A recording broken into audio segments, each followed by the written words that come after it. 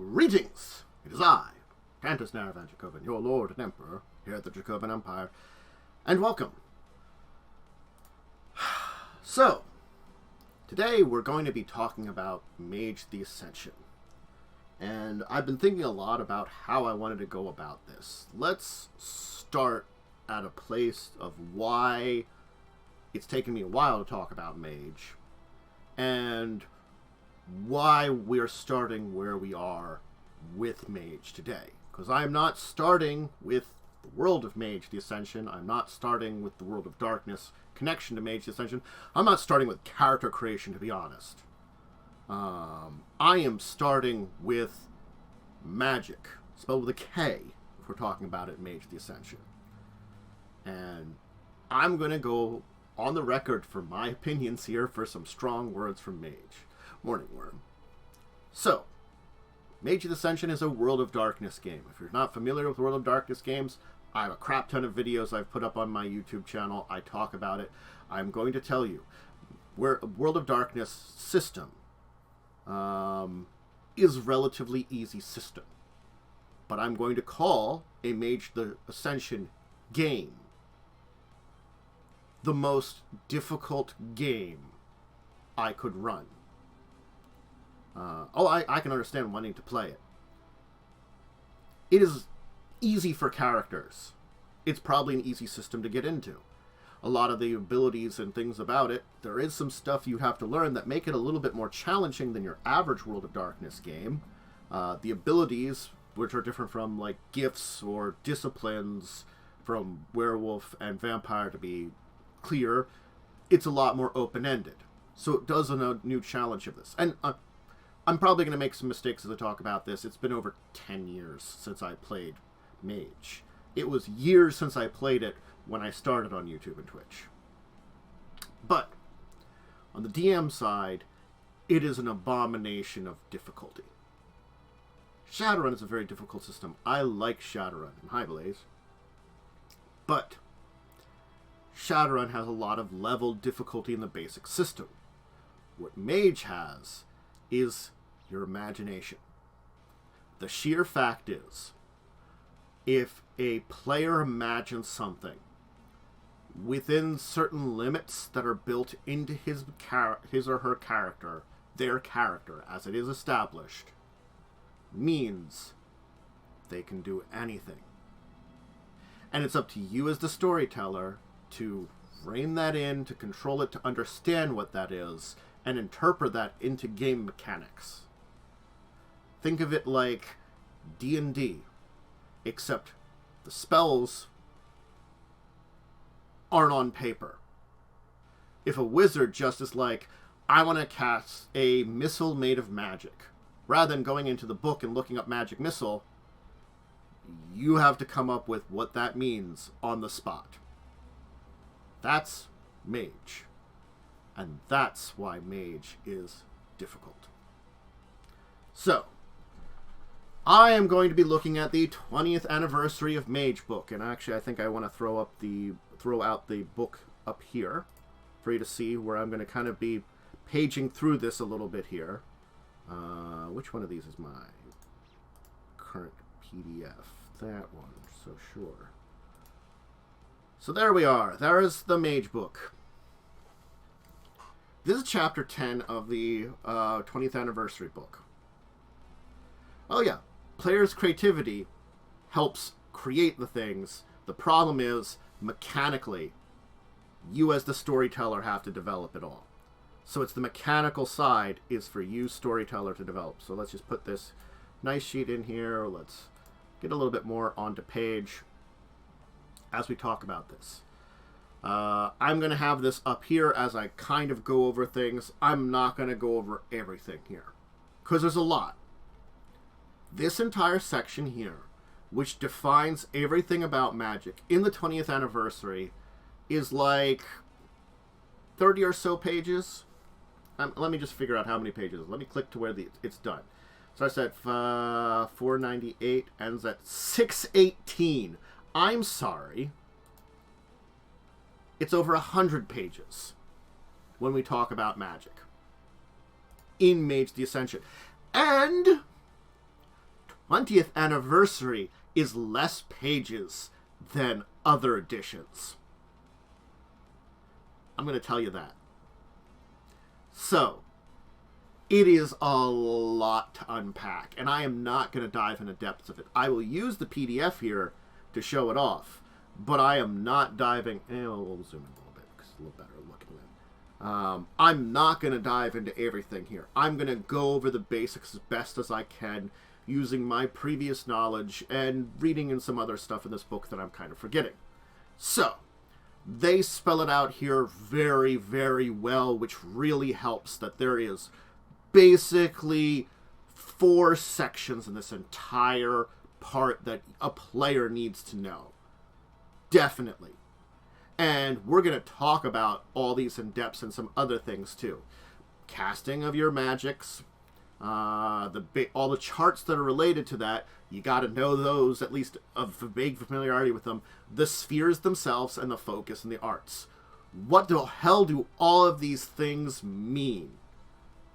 Okay. So, as they say things here, a mage is someone who employs sphere-based magic to do magic, or sphere-based magic with a K. And their practices and affiliation. Sphere applies to anything that happens using sphere. Magic applies to anything happening using spheres. You could consider what you're doing not magic, depending on your situation with your character. Things like technomancers that do their magic through technology don't consider it magic. So we're already defining stuff. What's a technomancer? We're not talking about that today. I'm just mentioning that there are people that do magic through technology. We're keeping that simple here. Basically, there's this entire thing called the Ascension War. That's why it's called the Mage The Ascension. It's going on. People are murdering the crap out of each other. They're all doing magic. They're doing it for different reasons. Whatever. So, you invent spells to suit the occasion. That's the big part about it. Let's talk about some very important terms here that you're going to have to know. Erte. It's the trait you roll to use magic. Your Erte trait is basically a statistic on your character that you'll be rolling regardless. Your sphere then is another trait that has to do with magic. You have some of the 9 spheres. The 9 spheres govern different sections of the universe and magic. Magic is the ability to alter reality. It turns out that magic with a C in the mage world is magic with a K, and it is basically altering a reality, done with spheres and arte. We're getting it down a little bit here. Effect. It's when you change reality. That's it. You know, changing of reality, altering it as you need to, that's an effect. It's when you're using magic to do it. When I call magic from now on, we're just going to do the magic with a K. I'm just going to specify that now when I say it. Working, of course, is a spell. Rote, God, a prepared effect. You know. A focus. Hey, focus is something we're going to talk about. That's your summarizing of your beliefs, practices, and tools that a mage character uses in order to craft effects, aka magic, aka use workings to cause those effects. We're talking about it now. We're breaking down the lingo. Paradox. Guess what happens with reality? Reality doesn't like you fucking with it. Pardon my language here. So what happens afterwards? Paradox to you. It's something you're going to have to deal with. Pattern. A material substance filled with quintessence energy. Boy, oh boy. That's a word there. Pattern arts. Spheres of forces, life, and matter, which can create, adjust, or alter physical patterns. Spirits of an unofficial one, because it deals with metaphysical stuff to a degree. But basically, a pattern is a physical existence in reality that you're affecting in some form of way, and the energies of it. That's why forces, life, and matter are it. Forces, which are natural forces of the world. I'll talk about that more. Life is pretty obvious. Matter is pretty obvious. So, quintessence. It's the energy that fills and fuels all things. guess what you're also going to have as a mage character? Some quintessence. So now we have 2 main statistics, Erte, quintessence, a pool of energy, almost like a blood pool for vampire, Erte, like a general statistic that you have, and your spheres, a secondary statistic that you use to combine Erte and sphere to figure out numbers. Conjunctional effect, when you use more than one sphere. Because guess what? When I'm inventing magical spells out of my ass, it's probably not going to just be one sphere. There's our complexity coming into existence. I have 9 different spheres that I can call from, and I'm calling most of the time for more than one of them. And then the last 2 that we're going to talk about terms are coincidental magic and vulgar magic. Coincidental magic is basically I'm doing something magical that the average layman, if they saw it, would just dismiss it as something as part of reality. If you've got a GPS but you're out, but you use magic to find out where something is, someone could say you're using the GPS. Or if you're affecting probability and you get lucky, they could just be like, oh, you got lucky. Vulgar magic would be, I create a fireball and toss it at someone. As they say, like turning into a house cat teleportations, breaking someone's back with a snap of a finger. Vulgar magic is stuff that's impossible beyond belief. But we're going to talk about belief systems, and that's a big thing in this entire thing, and we're going to worry about that later. So knowing all these basic terms, we know that we're talking about. We have our statistics, we have the spheres, we have paradox, we got some metaphysical shit with patterns and stuff, which we're going to talk about a little bit, and then we got our types of magic. It is a thing. So, cutting to the chase. This is where they kind of talk about it here. What we're going to kind of move past here is into, of course, casting magic. It's the first part here. It doesn't prevent paradoxes, it reduces it, and can possibly prevent it. You're going to deal with paradox no matter what you do, just the level of paradox makes a difference. It's one of those things, you can't really avoid paradox, you can mostly avoid paradox, if that makes any sense. So, here's the basic steps. I'm going to go over here to talk about the basic steps, because I like this chart a lot better. Because it kind of talks about between the 2 of these things. So, step 1, effect. What do you want to do and how? These are 2 major things that are answered when you're using magic. What are you trying to accomplish? What spheres are you using? These 2 major questions start any kind of magical effect I want. If I want to create a ball of fire in my hand and chuck it at someone, and then have it explode, I would have to define what kind of spheres it is. I'm going to tell you right now. Don't ask me what all these spheres would be, because I'm not completely unfamiliar with the 9 spheres. I'm just rusty with the 9 spheres.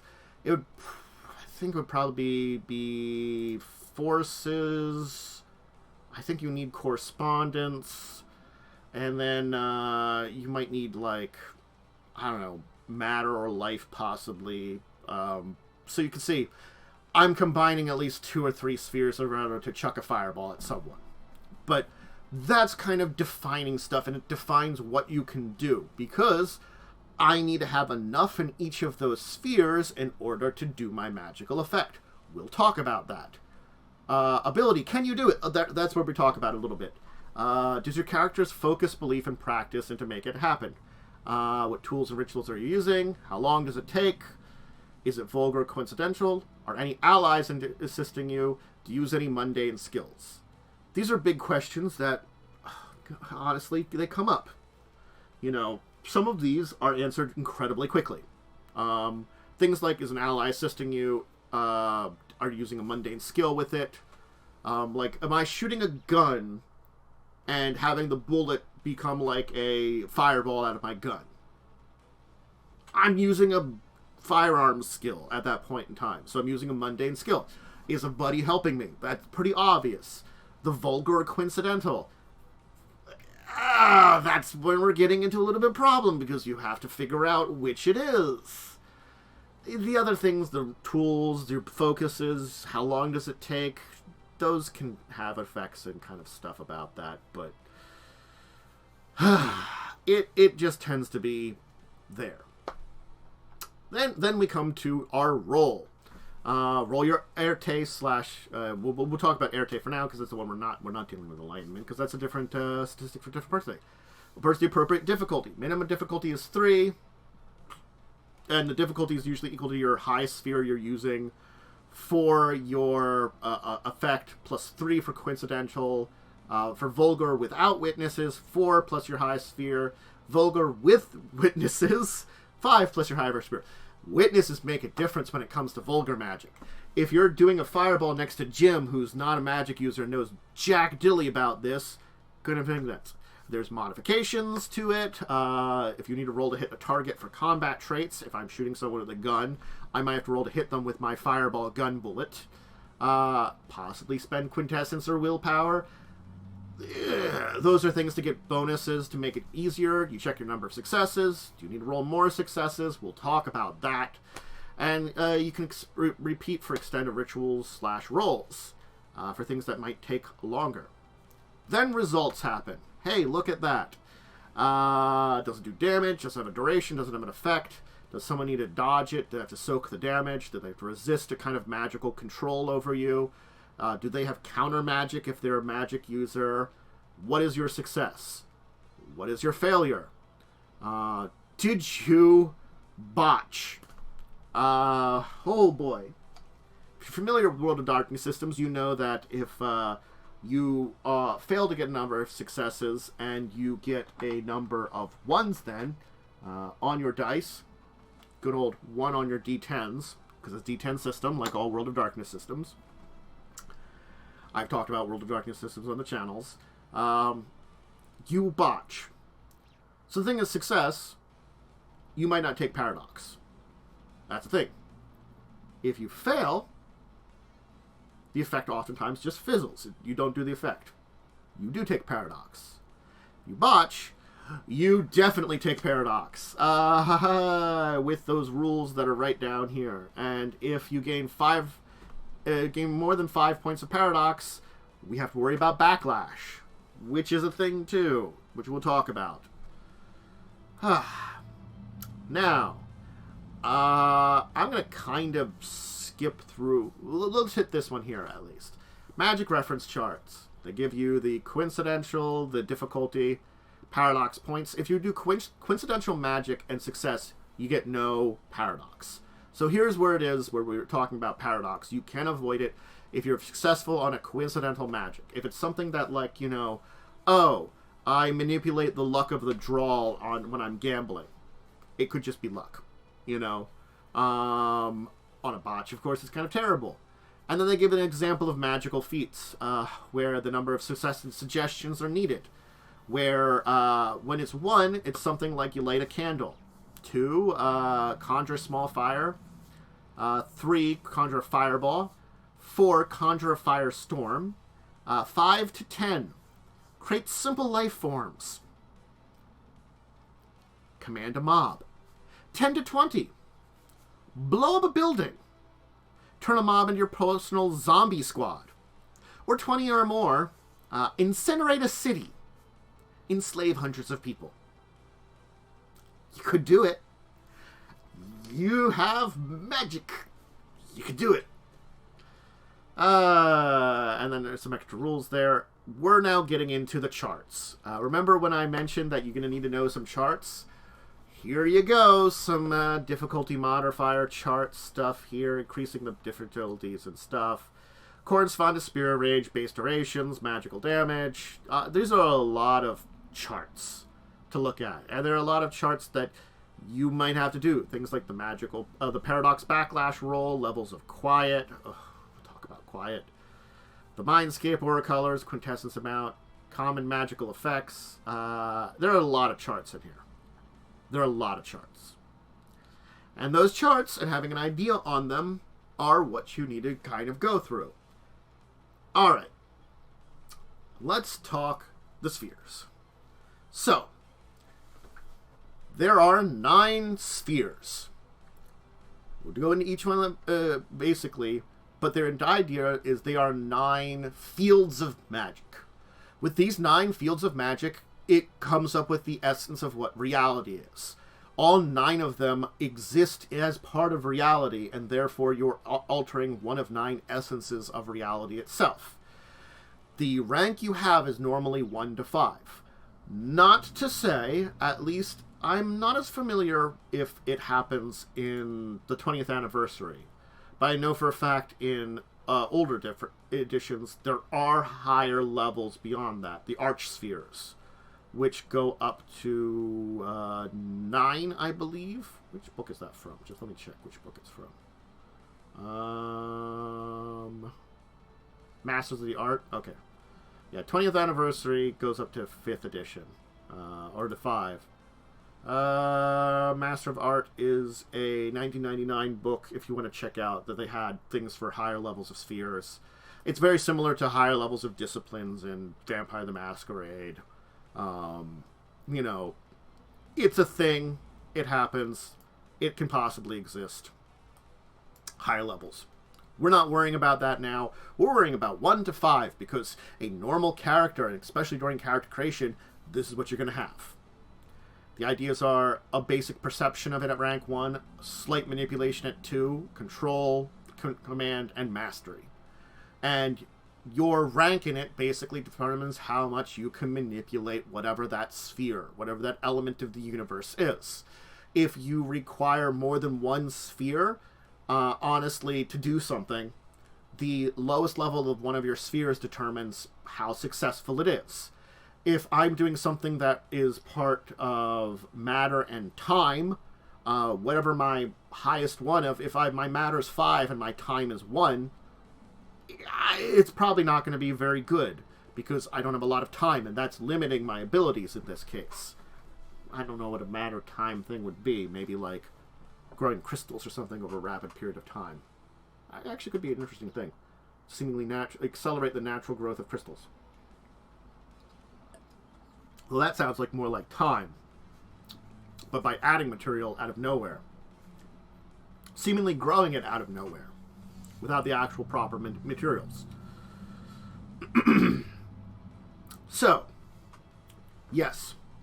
We talked about the pattern spheres and basically mentioned them of forces, which is your energy, life, which is organic bodies, and matter, which is inorganic matter, and sort of spirit for spiritual, metaphysical essence. Yeah, those are the 4 that deal with the patterns of the universe, because everything has a pattern that you manipulate and understand, because there's a science level to everything in existence. Hey, you're dicking with physics because you can. And of course, combustion, the combined spheres, that you need the appropriate levels of each to do it. And, yeah. There are lasting effects, basically locking effects. It's talking about things that you would have specifically. And you can specialize in spheres. That's another thing we can talk about. If you have 4 or 5, you have a specialization just similar to any attributes and abilities that you would have a specialization by taking them. A good thing about specialization is, of course, if you're doing something with your specialization and you roll a 10, it counts as 2 successes. That's how 20th Anniversary does things. So, similar to your attributes and abilities, hey, specialties are good.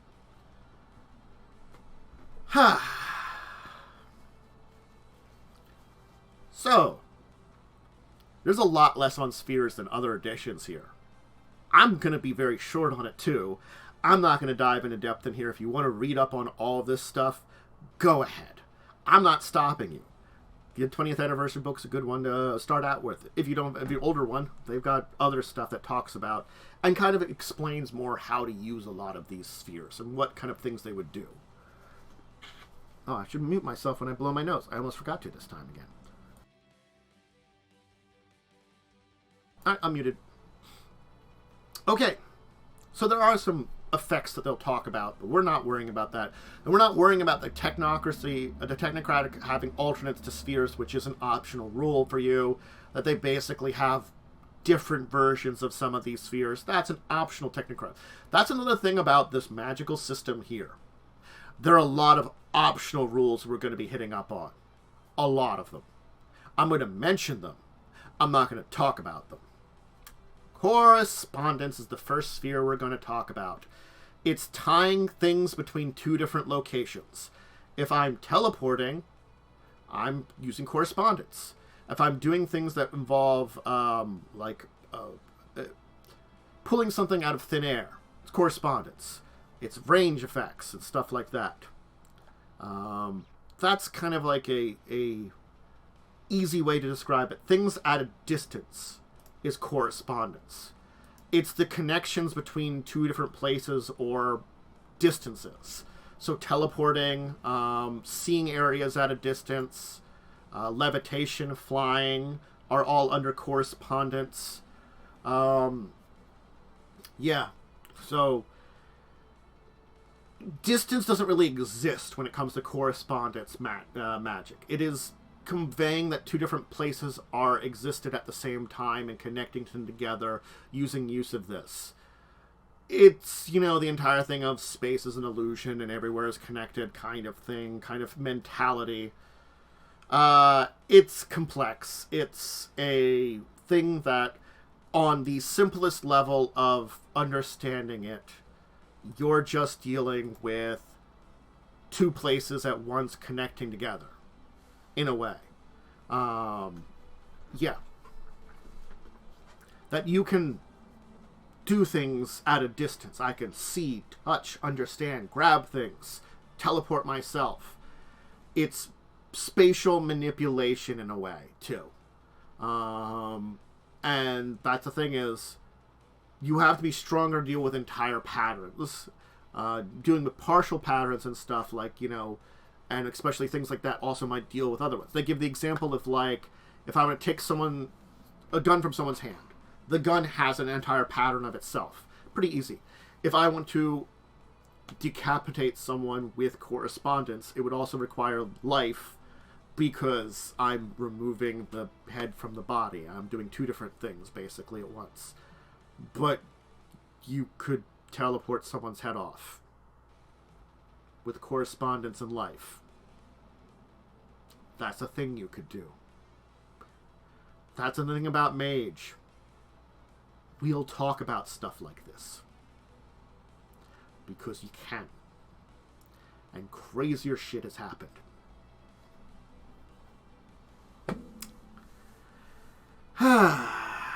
So, rank 1, it's just some spatial perception. It's kind of dealing with far senses and being able to perceive it farther and perceive spatial anomalies. 2 is kind of reaching out for simple things, kind of minor ripples in space and stuff like that. We're beginning to connect up deeper. 3, we're opening up smaller gates, tear through spaces between two locations a lot more. 4, we're creating larger spaces that more likely that you can teleport entire people between places. And of course 5 is, spatial alterations that you can distort space and time. Stretch or compress objects. Connect different patterns and stuff like that. And as I say, combined with some life, you can expand your senses to multiple places at once. So you can see correspondence has its uses. Already we're talking about spatial manipulation with correspondence.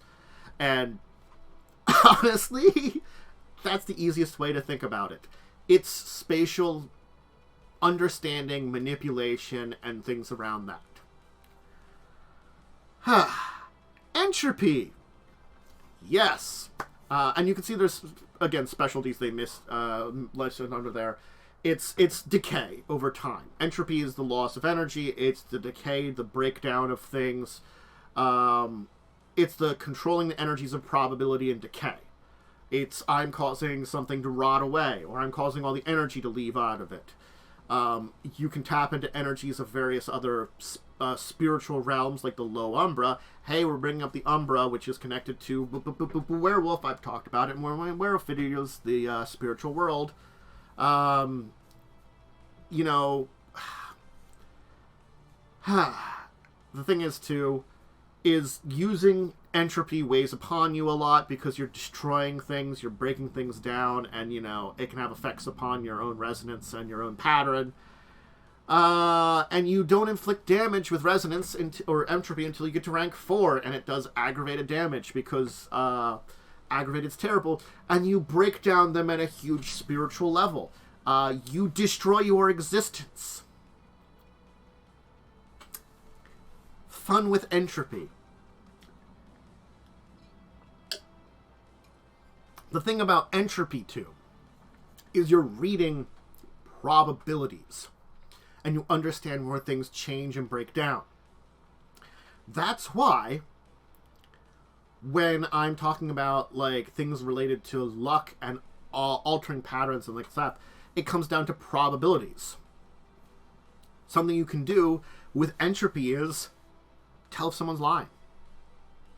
So, I talked about the big breakdowns that I can cause things to decay and break down with entropy itself. But there's other things you can do with entropy that are a lot more interesting. Entropy, like as I say, level 1, sense flaws. You sense natural flaws and things where they will break down. Fates and fortune. You can predict dice throws, card draws, and other random events. Spot weaknesses in things. Weaknesses in people and objects. Remember, you're telling different people and stuff too. And get insights for advantages on all of these things. And understand whether someone believes they're telling the truth. That's the thing, is they have to believe what they're saying is the truth. So, sensing all these things are pretty good to have a rank in entropy. You're already breaking down and understanding some of the basic understandings of things going on. Entropy is probability. When you control probability, you can alter events. That's your kind of rank 2. You can kind of alter, let's say you were luck or something. Make sure, like, a dice or a card is the one you want. Make sure that a weak spot is targeted. Then you start affecting predictable patterns, which is then you can kind of speed up control the speed at which material objects fall apart, decay, where they go frail. Complex machines is a lot easier to do with because there's complexity more than simple things. I can break down a computer a lot easier than I can break down a car using entropy. A car has a lot of different parts. A lot of things can break. A wall, especially just a stone wall, not so much. We're controlling fortune at this point in time in a way too. The fate of things also. 4 is when you start affecting living things. Hey, I can break down entropy in a living body. All of a sudden, hey, do you want super cancer? You got it. Your body, or like, you know, your body just decays away. That's where we're getting that aggravated damage you're affecting. You're giving, like, super cancer to a guy or something. Super cancer sounds, like, awful, but it's also like you're just decaying away parts of their body horribly. Look, you know, using entropy on another living being, kind of awful. I'm going to say that there. Aggravated damage is awful bits of damage. You don't want that. That's like comparing it to, like, radiation damage is aggravated. Okay? I'm just saying. And then, of course, 5 is affecting thought. Shape, memes, blinding oath. What does this mean? You can alter ideas, strengthening or breaking down concepts. You don't affect consciousness, but you affect the consciousness of an individual in a lot of ways. So you can degrade thought patterns with this level of entropy. Yeah, you're dicking with someone's brain entropic with. You know, you're messing with chaos in a way. Yeah. Rank 5 entropy is weird. And, thank you, but no. Let's talk about forces. So forces is natural energies.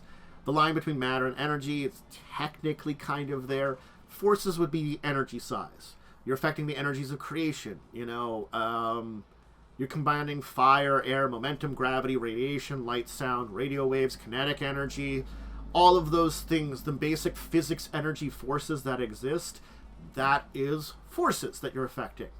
And, you know, there's quintessence flowing through all these different patterns of these forces. And so you're messing with the quintessence. You're affecting it. And there are, like, empty spirits and particles, and we're not getting into that. So the first level is you can perceive the elemental forces. You can read infrared energy. You can read ultraviolet. You can notice X-rays. You can detect radio waves with your brain, spot kinetic energy.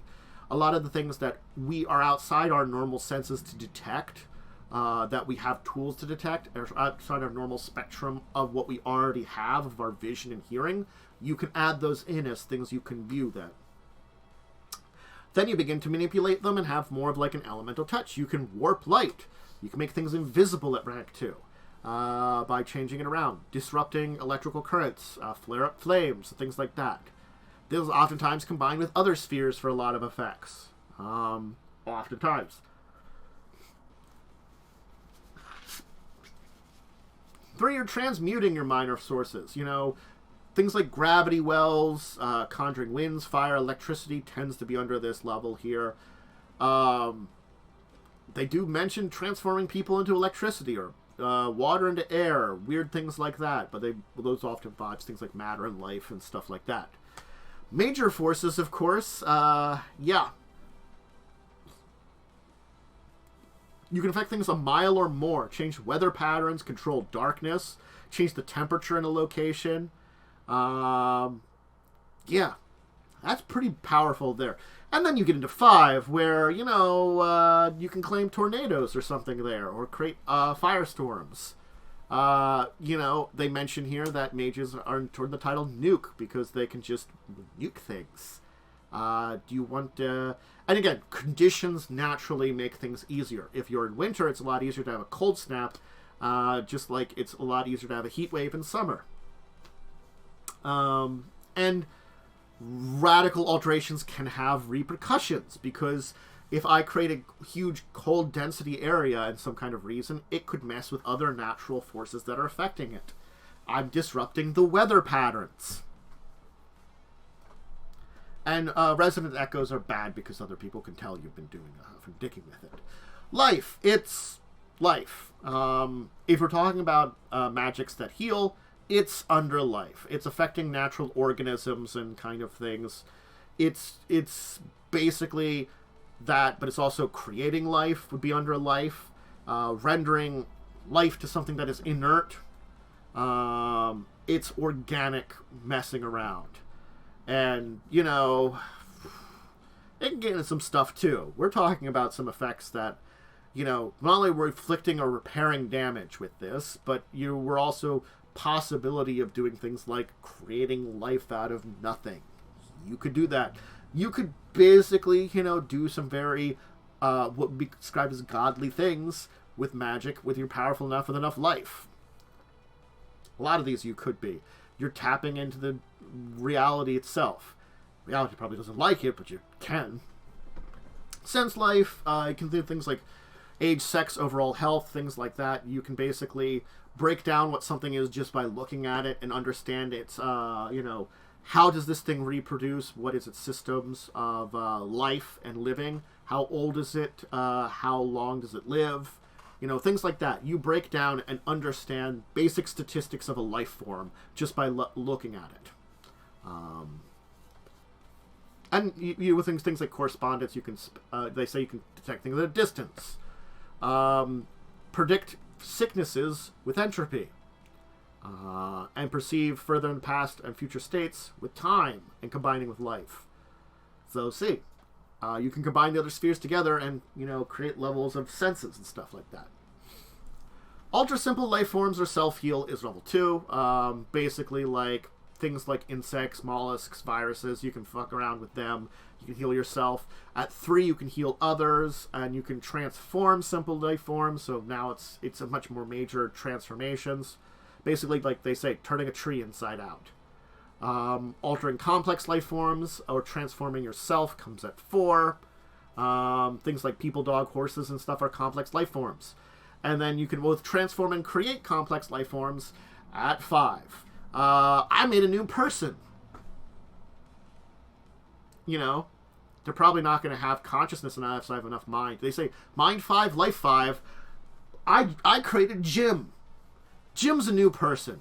I gave him a mind, gave him some stuff. Jim just exists now. Because I have life 5 and mind 5. Just out of nowhere. Jim, hey Jim. Matter. Hey. It's existence. It's all the stuff. I pick up, hey, look, I got some matter. I picked up a pen. Pencil, technically. You know, it's a gap between living and dead materials. It's the elements of existence. You know, that is matter. It is basically of the pattern trinity, as they call it, the 3 main things that have patterns that you affect. The, you know, forces of the universe, life, and matter are the patterns of existence that you're messing around with. And this is the other kind of things in that kind of trifecta of this. If I have matter perception, I can read what base material something is made out of. Basic transmutation would be transforming one thing to another. Like, I turn water into air vapor, or I make water turn into ice. Would be some basic transformations. And they say it's like certain ones are easier than others. The complexity of a material depends on how you could transmute it. Basically, you're an alchemist. You're transmuting one thing to another. Altering a form, then we get into transforming the basic state to it. They say, like, transforming steel into fog, water into glass are some examples of altering the form, which the basic transmutation is making one thing to another very simple if they're connected with it. You know, they say, like, with enough life you could turn wine into blood. With life magic and basic transmutation, because you're adding in the life part of it and changing the material, which is mostly water anyway, into a watery basic substance. So basic transformation, if it's related to it, it's easy. If it's not related, you're altering the form and making it different. Complex transmutations, they say things like pumpkins into carriages, people into thrones, cars into robots. You might need other powers for these things, too. The people in the thrones, you need life 5, because you're honestly murdering a dude. You're a throne now. You're probably dead. There's a lot of, like, horrible things mages can do to people just directly that just murders them. Vampires, drink your blood, maybe murder you. Just not as crazy of a murdering kind of thing, you know? Mages just... they have the imagination of doing awful things. And oftentimes a lot of them do. Some of them just do funny things. But it's sort of like giving the keys to a kingdom of someone and just letting them do stuff. Paradox is the only thing that tries to stop them. And then alter properties, of course, is you can alter the scientific properties of a material. You know, as I say, they can shape armor out of air, turn vampires into lawn furniture, melt steel through them with a thought. It's very powerful effects.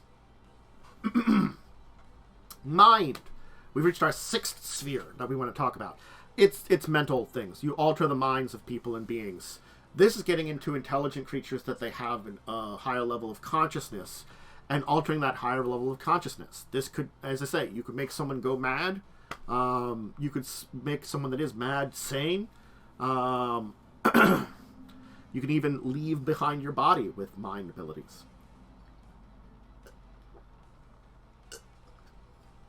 Trick someone into believing illusions and stuff like that. That things are real with their eyes. Willpower resists a lot of this stuff with mind, basically magic. Because guess what? It's messing with things that affect your willpower. That's mind magic. I'm just pouring some tea now. Sensing thought and emotions, having a basic mind shield, and kind of empowering your own self are where you get into the basic level. The sensing thoughts and emotions, pretty obvious. Having a basic shield against mind-based things is, one of the things that you get for having a level of mind magic. Reading serpent thoughts, having an empathic bond, creating passions, mental impulse. So basically, your second level, I'm beginning, not only do I sense thoughts, like when you read those thoughts, same with emotions, I begin to like feel those emotions and understanding what they are. Then you get a mental link, where it's kind of like telepathic communications. Then you can add illusions, mess with people's dreams. They just blow up their brain with a psychic blast. 4 is where you're beginning to control people's consciousnesses. You're beginning to alter consciousness. This is your basic levels of mind control. Also, astral projection, throwing yourself into the out from your body. And then 5 is you can control people's subconsciousness and forge new psyches, change their minds completely and utterly, rewriting their personalities in deeper ways. There's some pretty dark things you could probably do in this one, again, because you're just messing with that. Now, we're getting into a little bit of a weird one. You think with forces and all that, we'd have all the energies of the universe. No, no, no, no, no. We get prime, which is quintessence energy, which I might have to, grab something next here. A lot of these are pretty easy to explain. Prime is understanding the primal energies within all things. That's basically prime. It's the raw energies of the universe, of reality. It's quintessence, which we talked about. Using this is what you can sense other magic users with, other magi. You can create effects out of nothingness. You can store quintessence in your within yourself and things like that. Prime is basically kind of where all things spring from in a way. So it is the basic energies at its most basic, is kind of an interesting way of saying it. It is the fundamental part of energy. So there certainly is a lot to prime and its usefulness, but prime is also like a very interesting and unique one. So as I said, you begin to perceive and channel quintessence from nodes, task wonders, and magical effects. You can read the ebbs and flows of resonance and signature scissors. So basically, you have to have at least a dot in quintessence to absorb quintessence beyond your avatar background rating. Prime skill. So basically, if you want to have more quintessence than your avatar background rating, which is, remember, there's backgrounds in this system. The character creation is another day. Look at other World of Darkness games. There's backgrounds. Avatar is one of them. You take it. That's how much quintessence you can normally kind of have into you, absorb into you. I didn't mute. Oh no! Nose blow. So there's a lot to that. So, at 2, you can kind of create new forms. And combine this with other spheres allows the mage to create new forces, life, and matter patterns. Creating things from thin air. So, when we talk about forces, life, and matter, traditionally, if I'm talking life, I'm altering something that's already alive. If I'm talking matter, I'm affecting matter that already exists. If I'm talking about forces, I'm messing with energies that already exist. What prime is creating things out of nowhere. So remember Steve? My living guy I gave a brain? What did I create Steve out of? Well, I need something alive. Hey, dog! I just tear apart a dog, reform it into Steve, and give it a brain. That would be, life 5, mind 5. If I just click my fingers and Steve pops out of nowhere, well, that's prime now, too. So not only am I doing life and that, and mind and prime, because I'm creating life out of just nowhere. I'm clicking my fingers, and that's what it is. So all these others are manipulating. Prime's creating it out of nowhere. So prime is oftentimes used in conjunction with other ones. If I want to just hold out my hand and be like, brick of gold, I have to use prime to do that, and probably matter. Because I'm messing with these two patterns together.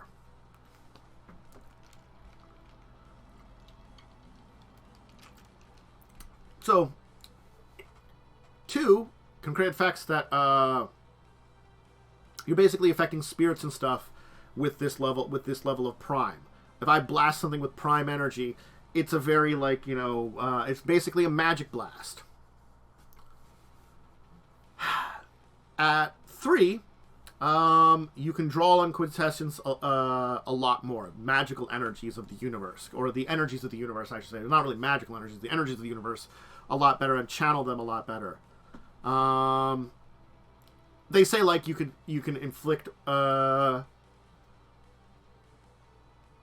you could do aggravated damage with some life 3. You know, change things around. We're becoming more complex, basically, with Prime. Prime being this kind of... It makes sense, but it's also way out there. So it kind of becomes difficult to kind of, you know, understand. But they do say you could, like, create weapons out of pure quintessence that do aggravated damage and stuff. You know, you summon, like, a energy blade, which just cuts through things of pure magical energy. Then at 4, you can drain quintessence from objects and stuff. Can disintegrate things. Consumed in primal flames. So, I mean, it's a better death than entropy where you rot away from the inside. At least now when you're doing aggravated damage, you just are like, disintegrate! So if you want to disintegrate spell, that's quintessence 4. And 5 is, yeah. You can draw on quintessence from anywhere, anytime. Channel into vessels. Yeah.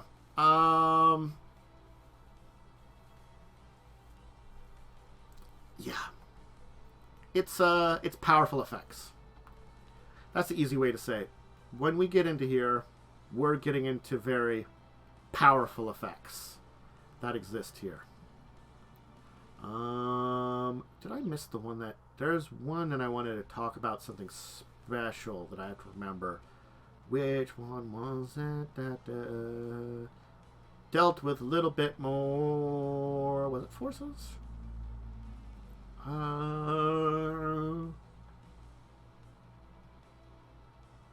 I thought one of these did some stuff with paradox and stuff too. Possibilities. I remember that they talked about it, and I just have to find out with that. Sorry. Again, it has been a lot of years since I dove into this a lot directly. And I went through this over the past couple of days, you know, and remembering everything is not always easy. So, you know, and being ready for it. Yeah. So, Prime. Let's talk Spirit. I'm probably missing whatever it is or something like that. Spirit deals with otherworldly stuff. It deals with things, umbral stuff, spirits. It's very weird sides of the natural realm. It deals with the gauntlet, which is basically the spiritual realm, which werewolves deal with a lot because they can just do that too. They say that people that oftentimes get into spirit magic often have a very big spiritual side. You could practice some kind of shamanic teachings, a theologian, cultural traditions you could have, a metaphysicist, modern pagan. You have an understanding beyond the physical material world kind of thing and look deeper into that into spiritual fortunes. So, first level it, you sense spirits and understand the spirit realms and stuff like that. You know the local gauntlet, thickness of the gauntlet. At 2, you can kind of manipulate the gauntlet or touch spirits or stuff. You can make the gauntlet a little difficult to travel through if you need to protect things. 3 becomes the pierce gauntlet / step sideways. At 3, you can just do like a werewolf and just walk into the spirit realm. You know, you're like, hey, you know, werewolf, I know spirit magic. I can join you here. 4, Rend Gauntlet, you can tear gateways into the gauntlets, allowing other people to travel with you. So this is, at 4, you basically can, like, not only allow yourself to travel, you can, you know, others around you to travel.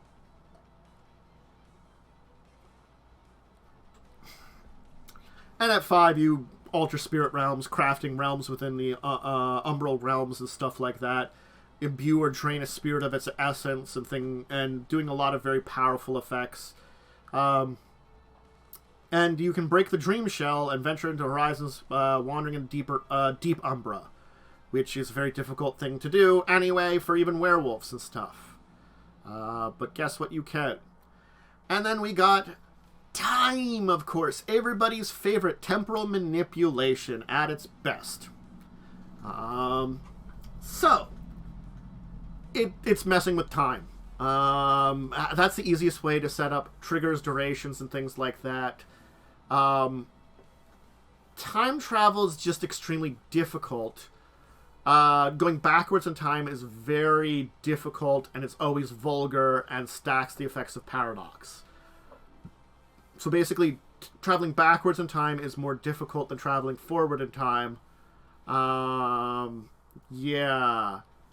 You get, like, a lot of levels of paradox for doing that. So, it's not that you can't, it's just a really high difficulty, and you're going to be ripping paradox out a lot. So, yeah. Time magic, it's cool. Just don't try to time travel too much. Time sense is basically a general perception of time, temporal rituals, effective eternal clock, so you always know what time it is. 2 is like the past and future sight, where you can kind of like get hazy information about the past and future of objects, living things, and locations. If you deal with some other spheres, you can combine the two together to kind of do that. As I say, and like the thing is, if you combine it with entropy, remember entropy was probability. If you combine entropy and time 2, you're now looking at multiple futures and picking out the most likely to occur. So it's more than just reading like possible futures, which is what entropy kind of does, and possibly manipulating those futures. This one is predicting which is most likely to occur, combining the two of them. So this one you're not necessarily manipulating the futures, you're just reading them and understanding what's the probabilities are most likely to occur because you know those futures. Time contraction dilations, you can slow time around an area, kind of thing. Or rewind time a little bit. They talked about rewinding time. It ain't good. Retconning an action or two is pretty simple. Going back distantly in time, not so great. Things like 4, you get into like a time bubble. You can throw people outside of time temporarily. And 5 is where you get temporal travel, time immunity. You can exist outside of time at that point in time. Separate yourself out. And fuck with time travel and give me a headache as the storyteller. That's time. Now, we're not getting into these 3 here, but these are the versions of spheres that are optional that exist for technomancers. Corresponds is replaced with data, dimensional size for spirit, and primal utility for prime. Another optional rule of wild talent, which we're not going to talk about that, but that's a thing. We're on to part 3. Oh, boy. And I'm going to tell you, there are 9 parts here, but that was the most difficult one to go through by far. Whew! We talked about casting magic. This is the levels of it. We now have a better idea what effect you're doing, what spheres you're using, how many you can use at once. There is different limits and stuff for using different spheres and rules based on that. Procedures, things that come about. If it's a ritual or instant effect. All these questions are asked first part. Second part, your focuses. While your character does magic. Its belief, its practice, its tools. Those are the 3 things about how you do magic. That's your focus. We're going to talk about that because that's the important thing, though. But this is a thing that we can kind of mention here before we hit on it a little later, its own part. You will have a focus. It defines you as a mage in this game. And it has these 3 parts to it. The belief, the practice, and the tools. The belief being how you believe things from your own belief system in reversion to magic. The practice, how you go about that. The tools, any kind of special tools you use. These combined things create the focus that you have how you use magic. And it is a very role-playing heavy thing to a degree, but it's an important thing too because it defines your character. So it's a combination of a heavy role-playing element, understanding how your character, but it also like does define things on, you know, how you command a lot of the stuff. Anyway. And then we talk coincidental magic versus vulgar. You know, we've mentioned it. It's important to kind of figure out. Witnesses are always important. If it's coincidental magic, witnesses don't matter. In vulgar, if it's vulgar, witnesses matter. And they do say it has to be an actual person physically present. If you're recorded on video, if you go up on YouTube, if, you know, something like that happens, camera feeds, that doesn't count. It can still have its issues, but that doesn't count as a witness when it comes to vulgar magic. They actually have to be there. Basically, a sleeper is someone that doesn't believe in magic. They're there. They have to be around you for it to happen. If they're not there, it doesn't matter.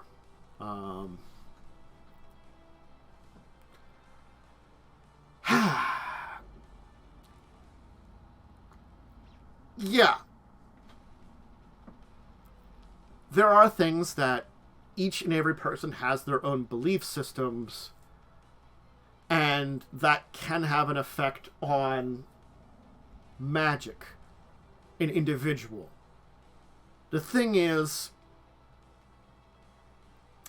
if a sleeper witnesses someone that sees something that conforms to their local beliefs about what is possible, it doesn't change that there could be the reality overall is not going to believe it. If, like, the general consensus of beliefs in an area is this kind of thing can occur, and you do that and someone sees it, it doesn't mean it's not vulgar. It just means that person might not be a witness. There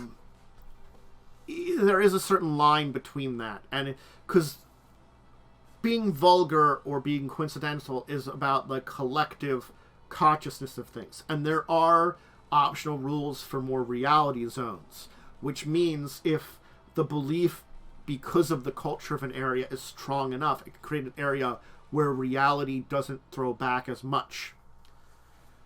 If I go to a small town in the middle of nowhere with very complex belief systems, let's say a very religious belief system, where a religious miracle they could believe would happen. The thing is, the collective consciousness, especially let's say it's in the U.S., rather than somewhere in a lot more cut off. If it's in the U.S., it's probably not so much cut off. So, the collective reality is probably not going to be different, though this individual might believe that kind of thing could happen, that you do a religious miracle, you know, something that you do that's vulgar, to them appears as that, so they become not a witness because of that. But if we're talking about somewhere that's a lot farther off, somewhere perhaps in like the third world, or that an area that's cut off from a lot of connection to the outside world because of natural or just social boundaries, means that maybe the collective consciousness is a lot closer to that. People come in and out of a American town, regardless if it's a small town in the Midwest or something. Honestly speaking, they're probably going to have a lot of internet. And there are going to be people that have very strong beliefs. There are people that are not going to have strong beliefs. The collective consciousness of the U.S. tends to be the collective consciousness of the U.S. There are some exceptions and some places where you can kind of, as they say, draw the line. But again, yeah. So the night folk, of course, are basically everything else and are not witnesses, period. So, like, if you got a vampire around, not a witness, don't have to worry about that.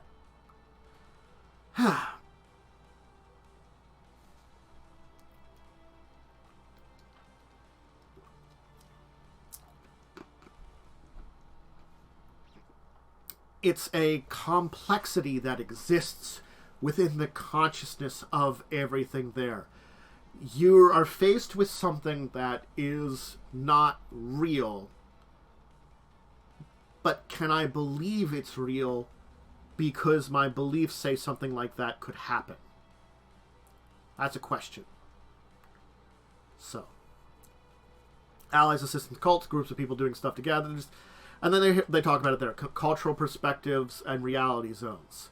You know, there are things that are on Main Street USA that, you know, somewhere in a specialized culture or place might work better. And they talk about the mundane skills and magical effects, which, you know, you combine them together.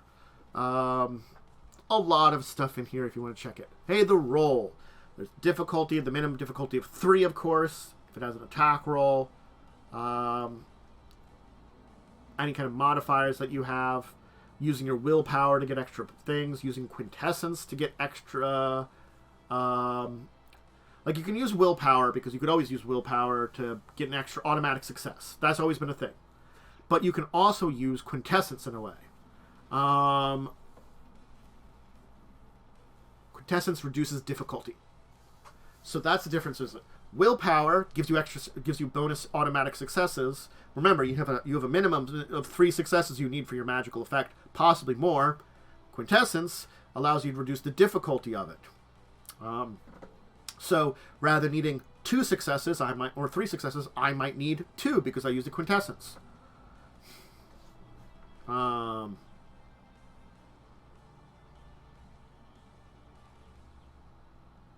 So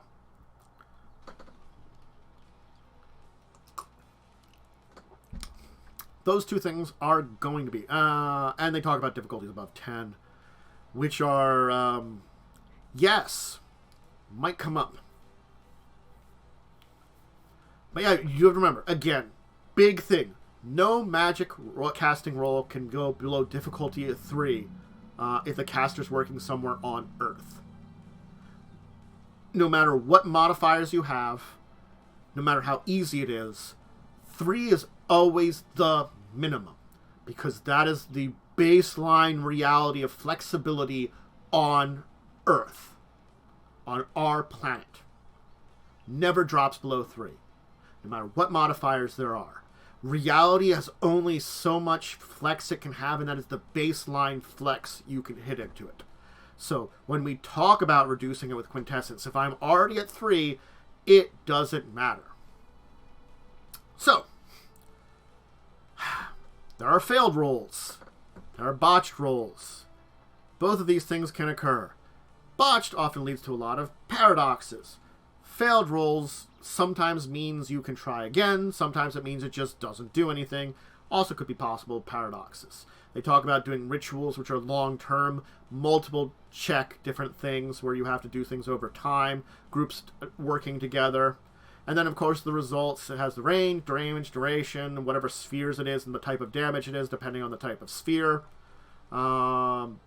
If you can dodge out of something the way, if it's a physical attack, if you're resisting a psychic attack, if you're soaking damage from a magical attack. Depends on the situation, honestly. And then they have rules for counter magic. So it's, you know, magic users, character ability, counter magic to resist reality warping effects. It's basically dodging out of the way of magical effects, reducing its ability to do stuff on you. You have to have sphere knowledge, make a roll, and successful. It's the basics of it. Right here, if you understand something, what's the minimum flex then? That's what I mean by it. Reality can be broken and bent. Reality doesn't like being broken and bent. So the minimum difficulty of 3 that you cannot go below is basically the baseline for Earth saying, this is as difficult it is to this is as easy as it can be to manipulate reality on this planet. Remember, higher difficulties come from larger manipulations of reality, more things that become more difficult to manipulate. If I'm nuking a city with fire out of nowhere, that's pretty difficult. That's why it was like difficulty 20 plus, while just creating like a little like spark of a flame, pretty easy. So the idea that like, yeah, even creating that spark of a flame requires a difficulty 3. Why? because that's the minimum that I'm fucking with reality.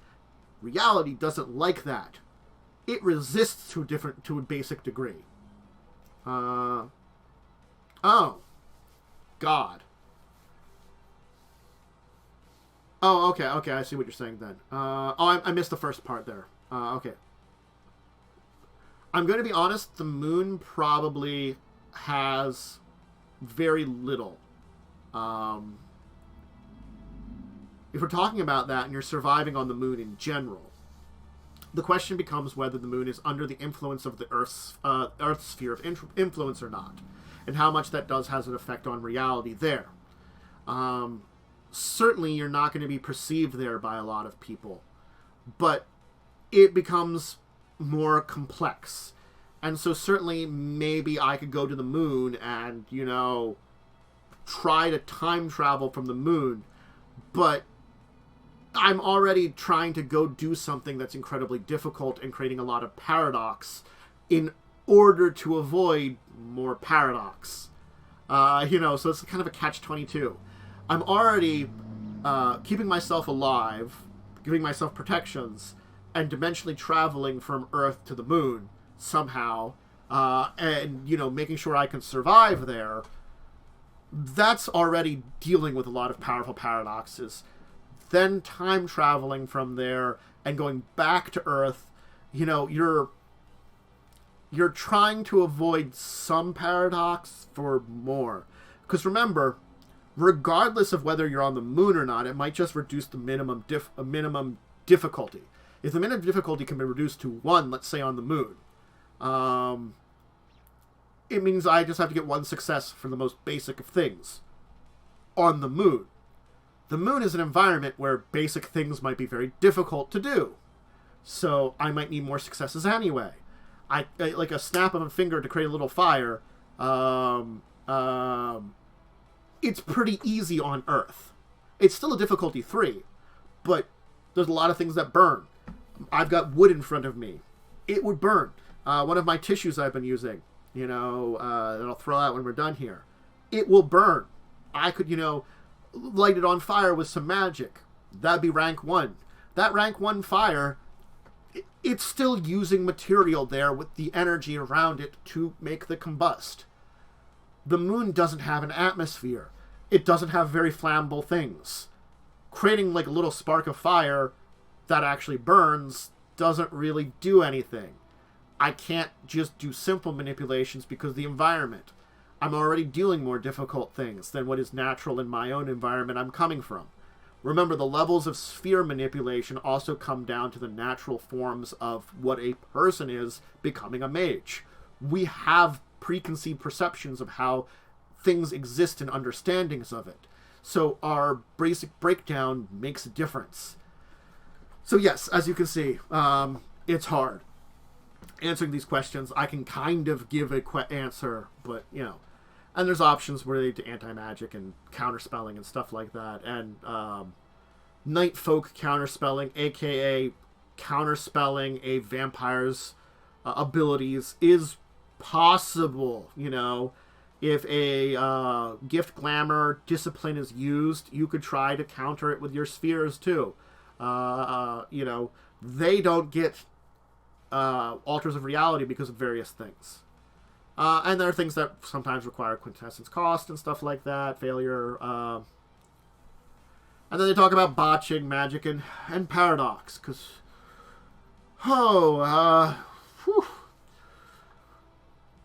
paradox. So, there are basically 3 ways to acquire paradox. 1, you botch a roll. That's when you get a lot of roll 1s, of course, we talked about.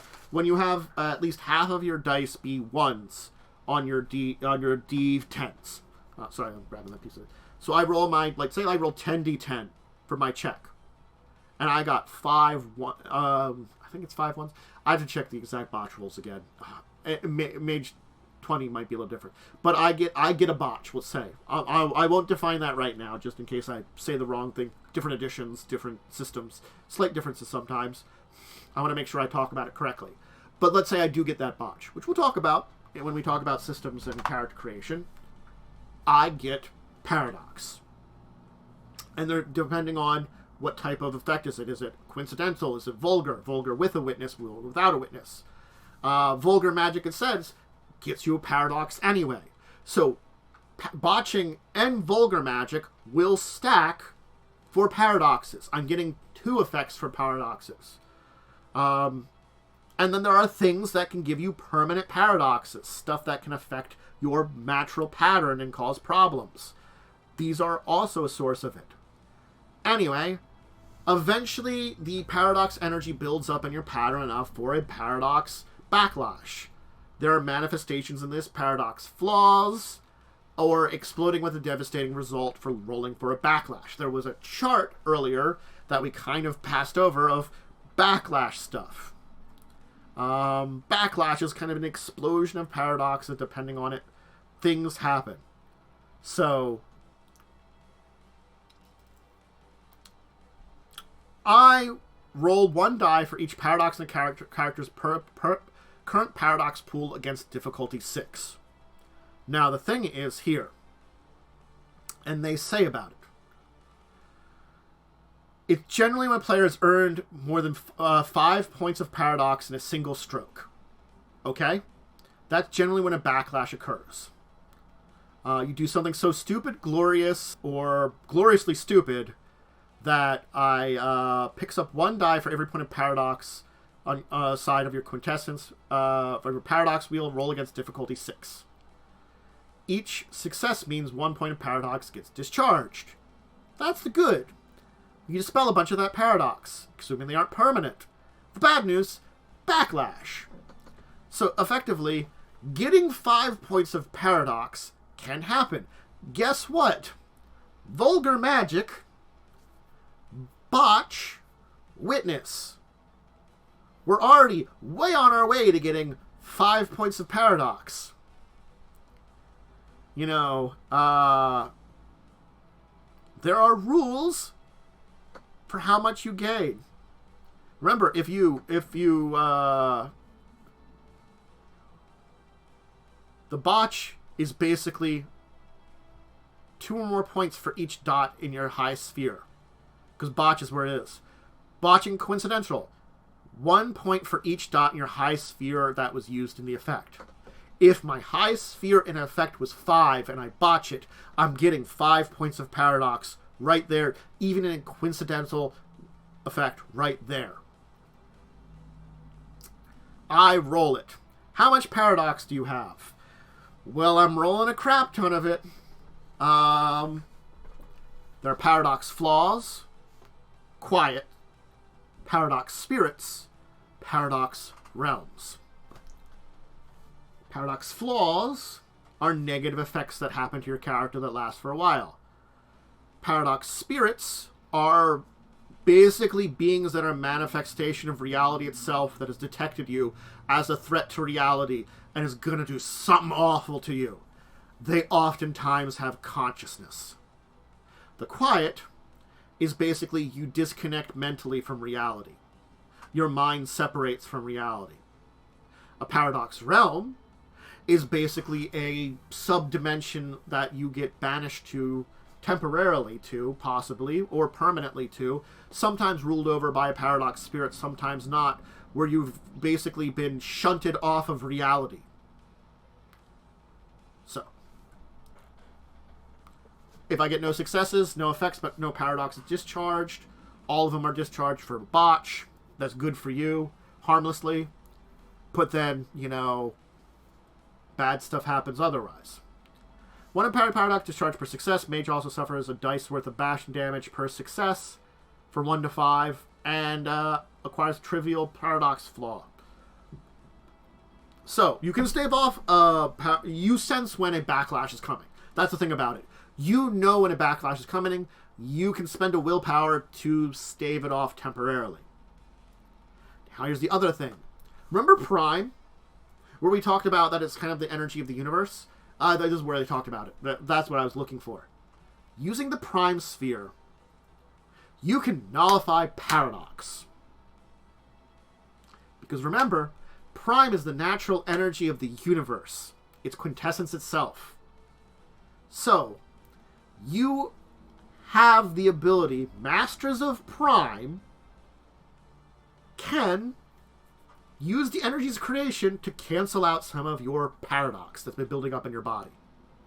Because paradox builds up in you until it discharges violently and terribly. And sometimes you do shed paradox. You bleed it off. If you have... Basically, they don't talk about it. If you have a paradox pool of 5 or less, you can basically bleed off paradox at a rate of 1 per week, where you don't do anything magical, basically. Overly magical. You can do a lot of rank 1 stuff, which are sensing things, doing stuff like that. Some basic minor magic stuff. Minor paradox, basically, stuff. No difficulties. And as long as you keep, relaxed for a while, you can bleed off paradox. They do say if you want to, they call it Pool of Willow, where if you have up to 10 points of paradox, you can bleed it off at a rate of 1 per month by resting until you get down to 5 and then once per week. And if you have 10 or more, backlash is inevitable. Alright, let's talk about these backlash forms.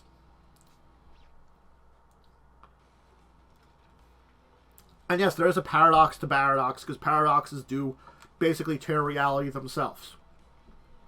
All this energy causes a ripple in reality when it backlashes to you. So that's the repercussion of it. It is creating a paradox in and of itself when it backlashes out, which is intruders. The Quiet is kind of like... They call it metaphysical delusion. It's pretty terrible.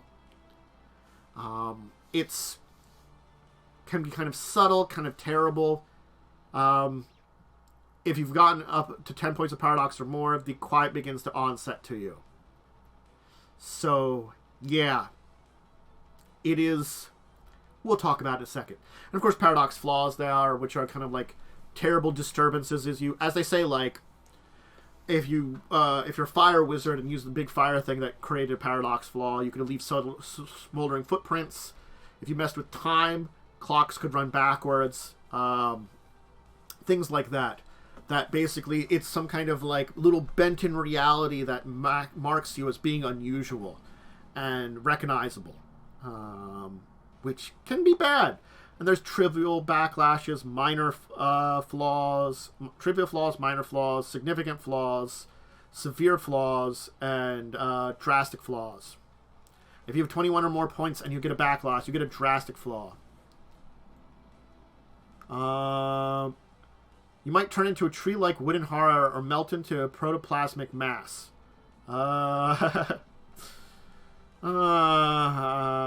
Yeah, these last permanently. You might become an unworldly abomination. Then you got the physical backlash, the burn.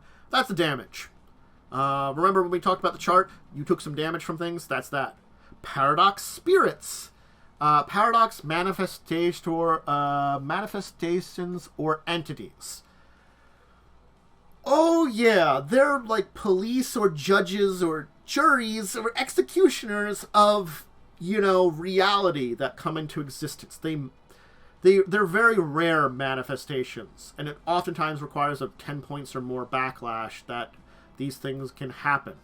And the more powerful the backlash, the more powerful that happens, the more formidable the spirit.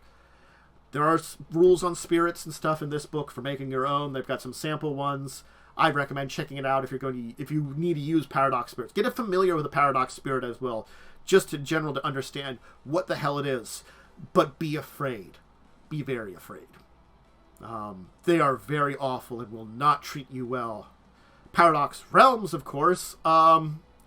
Occasionally you tear a hole in reality and draw yourself into it with enough paradox, where Earth laws don't apply and other worlds no longer apply. It's a completely parallel existence that may or may not be ruled over by a paradox spirit, as I sell.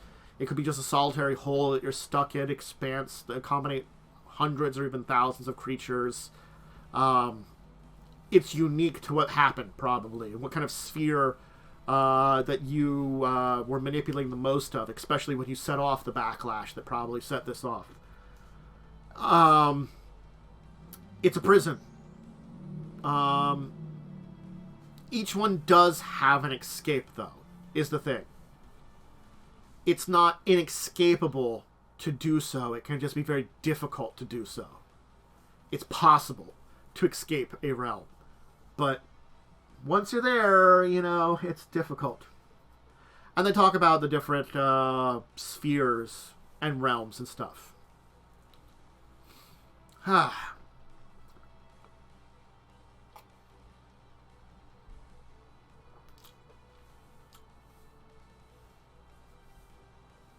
So, Unbelief, the shift factor. So, Unbelief is the crushing weight of consciousness, squeezing the life out of miracles and denying the products of a better world.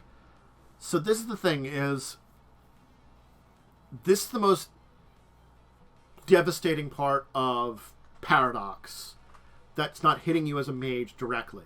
It is part of Paradox. It's that everything you create with your magics gets degraded by Paradox. It's the shift factor. Technocrats talk about it best, that the masses can't accept anything unless it's shitty. As they actually do say, Agent Swift quoted in The Matrix, describing a flaw-ridden world created by the machinery. The thing is, in the original Matrix movie, the idea was when people were in a paradise, they didn't believe it. When they created a shitty version of the real world, then put people into it, people believed it was reality. It's the same thing with the shift factor in Mage. That's why, very powerful things and very, crazy things don't really work. A lot of times, technocrats make things that seem flawed and broke down rather than very powerful because this unbelief doesn't break down as much. And yes, Unbelief breaks down some very powerful creatures. Things like dragons and aliens disappear very quickly, but things like vampire, ghosts, and the like persist, and that's one of the unusual things that mages can't understand because, their existence shouldn't be, but it does, and it goes beyond their normal paradox. The Quiet. It's a layer of paradox that's more metaphysical. It's basically an insanity that kind of affects mages. It's hard to storytell. And certainly higher levels of quiet can basically make your character no longer be a character. Mage goes Marauder, becomes a storyteller character. Look at right there. Just Lucian's is quiet. Creating blindness, conceptual reality, vivid hallucination, erratic, partial, hobgoblins, might deplete.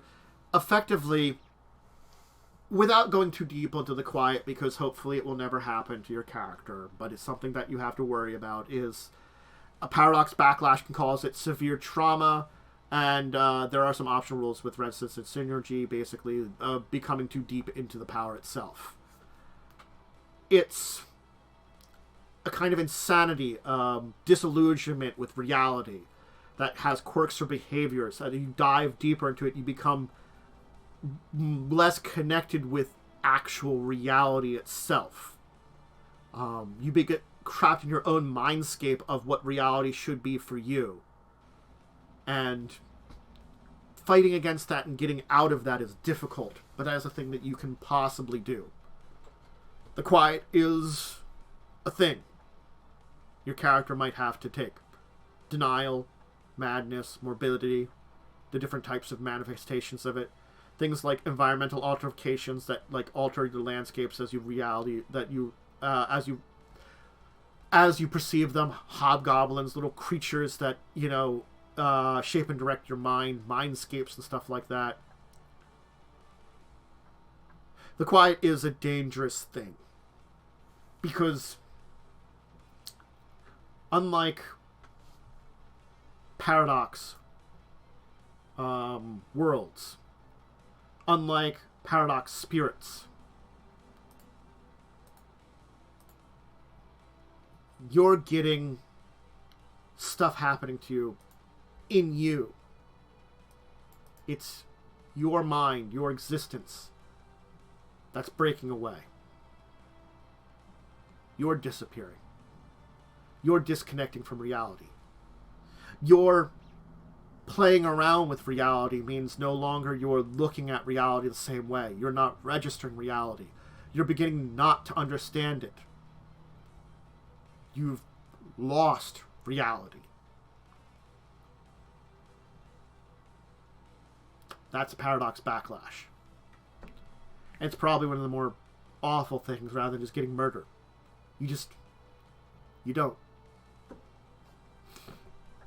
Let me give some example of plays.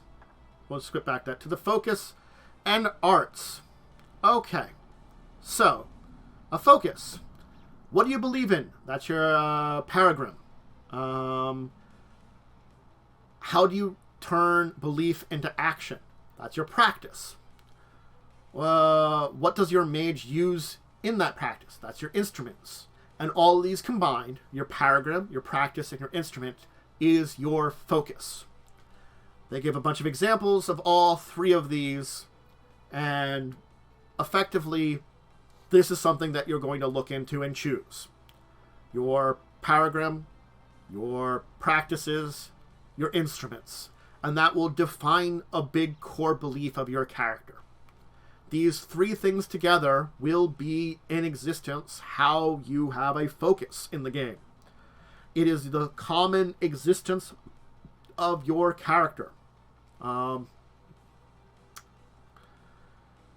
Paragram is basically a model that reflects the way the world works. Your paragram is how you understand the existence of the world in reality. That's the paragram. So that's the kind of first world that they kind of give an example of. Practice is your doing that stuff. It is the way you go about doing that. They give, remember, alchemy is right on here. You could use as a practice alchemy. You have your belief system for paragram, and alchemy is how you do it. And then we kind of go on to tools, honestly, which becomes the manifestation. You have to kind of go through all this. Witchcraft, yoga, which is your instruments for doing it. So you kind of have your paragram, your kind of general belief. You have your general understanding of the world, we'll say. You've got your focus, kind of bringing in there your belief, your core of your focus, and then your instruments, your tools of your focus, what you use, the symbolic instruments that you use to do your stuff. A kind of channeling of your magic. And these things define how you do magic. They define a big part of your character and do something like that.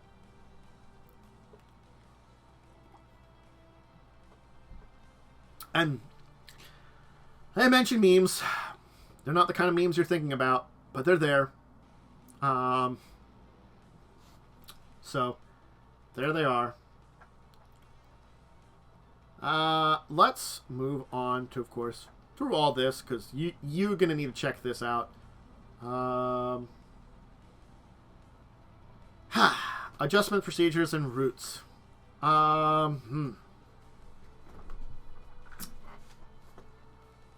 So, this is basically spells. The idea of this is a root is basically a basic form that you kind of use. A basic ability you'd kind of use. Procedures is the same way for technocrats. So, if you want to look into them, it's a basic ability that, like, you as a mage, no matter what you have kind of defined for your focus overall, is still going to be unique to you. Your concept of a fireball might be different than the concept of someone else's fireball. And the way you go about it. Is a fireball a standard route for you? Maybe, maybe not. Reality zones. We've kind of hit upon these. It's areas where acceptance and rejections are slightly different than an area if it's strong enough in an area. They give her an example, which is a pretty terrible example, I'm going to say. Let's just say inciting violence.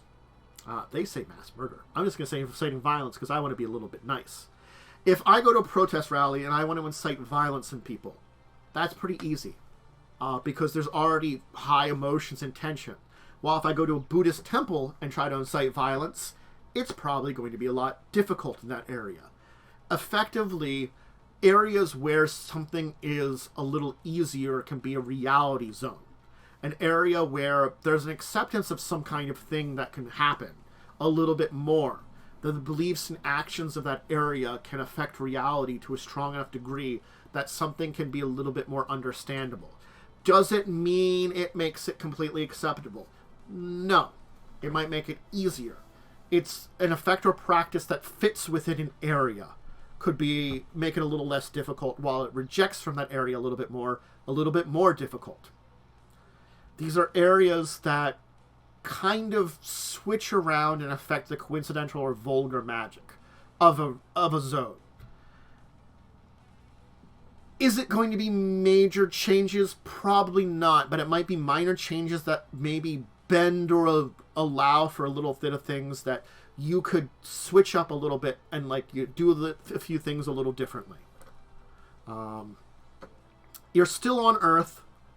You're still within reality. It's basically a localized reality almost within the reality.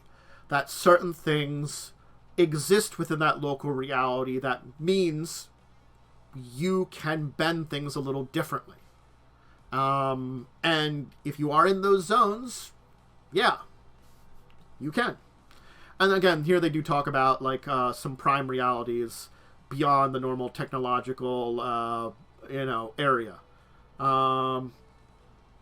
They say technocratic domination is the basic reality of things because of the 21st century and technology. The idea of technology is pretty ingrained. And that's why, a lot of technological tools are there. It's the industrialized world. The technocratic union is basically winning. They're making people believe in a lot of technology and stuff and things like that. And zones can shift because of various things. But anyway, I think that's the basics that we need to go over. I'm going to throw this out of the way. We don't need the book around. Let's put me in the center. So, that was a lot. It was a lot to unpack. But I kind of went over a lot of the basics here. I wanted to use the book here because I have the PDF, and I was using some stuff from some websites and stuff that were giving some information that was based a little bit on some of the older editions, just to help me out too. Because, again, 20th anniversary is what I would suggest because it is the current top-end version of Mage The Ascension. It's the current highest edition you can play. Most refined rules and stuff like that. Magic is complex. If you're going to be a storyteller for it, be ready for it. You might want to read through this entire section, I've got to be honest. If you're a player, know about casting magic. Know about the spheres.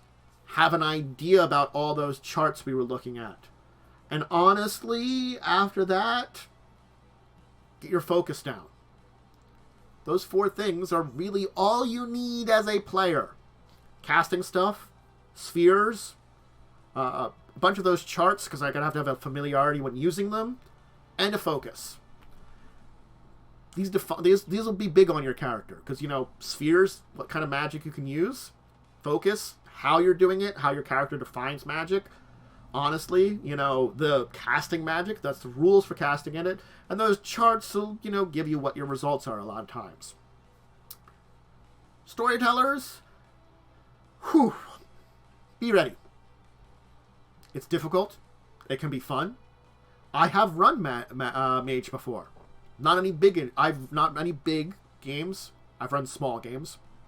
I gotta admit, like 4 or 5 sessions were the longest game I've run in Mage. I've run a lot more Vampire and other systems, but my experience tells me it's difficult. I always want to visit Mage. I've always wanted to visit Mage, but this entire thing where I've talked now for nearly 2 hours has been what has been fearful for me for talking about it. Because it is a lot. Because I'm condensing 100 pages worth of information down into an hour and 40 minutes. As best I can for you out there. So that, yeah, I'm still telling you, read some stuff in the book. You know, I'm not telling you not to. I'm just trying to explain it to you in a way that I hope you get a better idea of it. The spheres are complex, and they link over top of each other a lot and create a mess. That's one of those things about the spheres of Magick. It's a mess. But anyway, I'm going to run.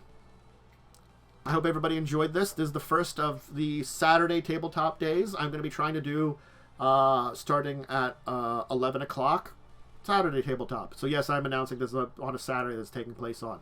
Hey, that's when I'm going to be doing a lot of World of Darkness things. So Tuesday, Thursday, Saturdays, those are the day. Tuesdays is our potluck day. Thursdays is our most likely Pathfinder 2nd Edition day. Saturdays are our World of Darkness games. So keep up with those. Check them out. Now you know what days of the week, if you want to watch them live on Twitch, are. Anyway, I'm going to get going. I have a bunch of stuff to do. I have a bunch of things to take care of because busy weekend, and I hope you learned a lot from here and hope you enjoyed it. Anyway, if you have any questions, like Worm was asking in chat here, please ask me down below. I will do my best to answer them and explain things, and I hope you know, more might come up. You know, more might come up. I'm sure of it. Anyway, farewell, everyone. Goodbye.